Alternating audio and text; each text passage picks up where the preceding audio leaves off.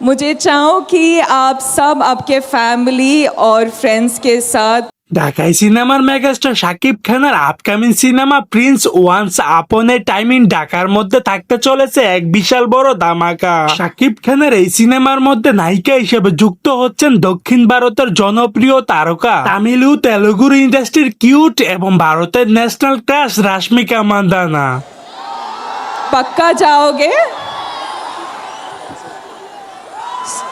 অভিনেত্রী রাশমিকা মান্দানা তিনি গণমাধ্যমে জানিয়েছেন বাংলা সিনেমায় তিনি এর আগে কখনো কাজ করেননি, এমনকি বাংলা ভাষাও পুরোপুরি বুঝেন না। তবে যখনই শুনলেন তিনি মেগাস্টার শাকিব খানের সঙ্গে পর্দা ভাগ করবেন তখনই রাজি হয়ে যান। রাশমিকা মান্দানা এবং শাকিব খান ইতিমধ্যে সিনেমাটির জন্য চুক্তিবদ্ধ হয়ে গেছে।